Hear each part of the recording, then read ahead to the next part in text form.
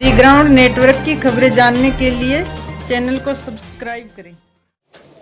खास तौर से एलनाबाद हल्के के कार्यकर्ता इसमें सम्मिलित हुए, लोगों के विचार सुने, अच्छे सुझाव आए,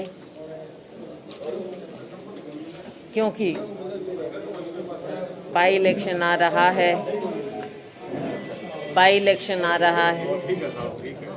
उपचुनाव के समय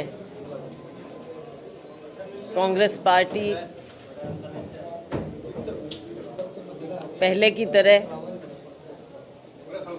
जब जब कोई भी चुनाव होता है, उपचुनाव होता है, कांग्रेस पार्टी मिलजुल कर ढंग से, और एक ख़ास तौर से मैं कहना चाहूँगी सिरसा हल्का ऐसा है,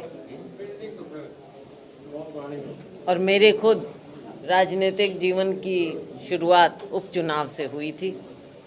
सिरसा लोकसभा से मैंने उपचुनाव लड़ा था पहला, और यहाँ पर चाहे कैसा भी समय हो, विपरीत समय हो, कांग्रेस पार्टी हमेशा और ज़्यादा मजबूत होकर निकली। आज बहुत सी चुनौतियाँ हैं देश के सामने, और देश के सामने जो चुनौती होती हैं उन बातों को, जनता के मुद्दों को हमेशा कांग्रेस पार्टी ने उठाया है। जितने भी मुद्दे हैं आम नागरिक के, बढ़ती हुई महंगाई, पेट्रोल, डीजल, एलपीजी, खत्म होती हुई सब्सिडी, महिलाओं को कैसे बरगलाया गया, अनेकों बातें हैं, और कांग्रेस पार्टी ने उन्हें पूरी तरह से हमारे लोगों ने उठाया है, और हम उठाते रहेंगे, क्योंकि सिरसा में हम बैठे हैं। एक उपचुनाव सिरसा के, एलनाबाद के लोगों के सिर पर थोप दिया गया, और कारण भी कोई बता दे, ऐसा कोई कारण हो जो लोगों के गले उतरे, कि कृषि कानूनों के खिलाफ विधायक श्री अभय सिंह चौटाला जी ने इस्तीफा दिया। इस्तीफा देने का कोई लॉजिक समझ में नहीं आता लोगों को, जनता को। ये दिखाना कि किसान के साथ खड़े हैं, इस्तीफा दिया है, क्या समझे। बड़ौदा उपचुनाव हुआ था, वहाँ पर भी इन्होंने खड़ा किया अपना कैंडिडेट, तो क्या लोगों ने इनकी बात मानी? कितने वोट मिले?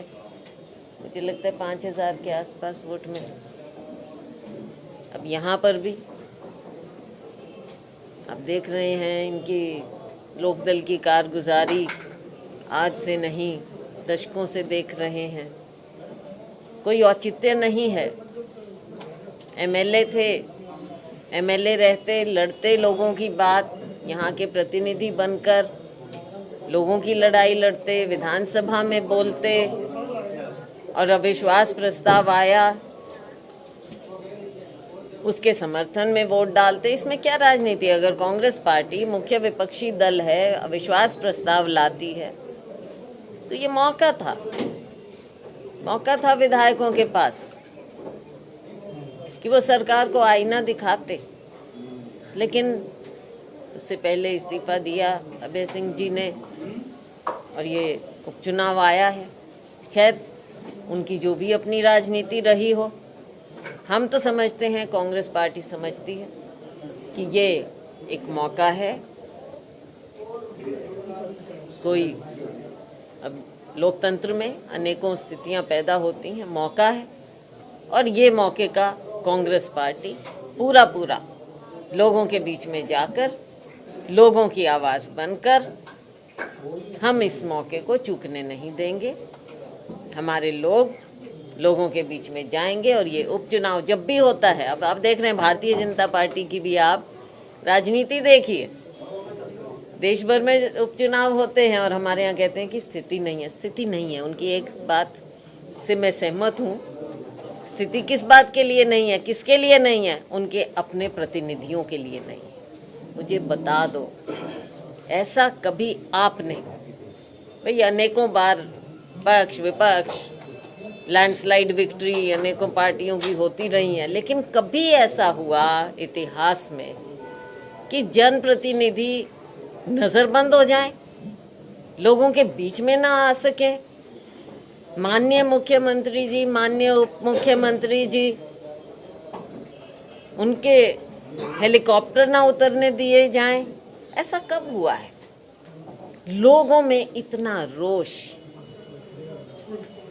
ये गलत नीतियों के खिलाफ हुआ है।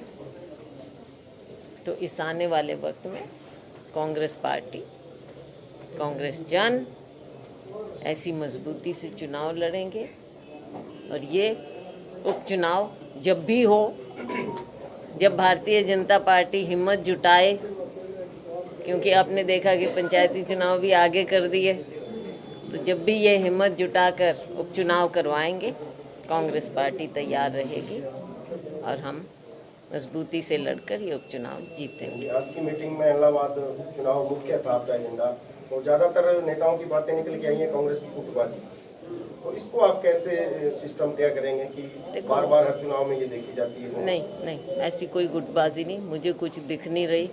कई बार पुरानी बात याद आ जाती हैं, तो मुझे नहीं लगता कि कोई गुटबाजी की यहाँ पे गुंजाइश होएगी। कोई गुटबाजी की गुंजाइश नहीं। तभी मैंने कहा मीटिंग में कि ये जो अगर आपस की भी बात है, पहले ही सब हल कर लें। चुनाव के समय ये कहानी आगे नहीं आनी चाहिए।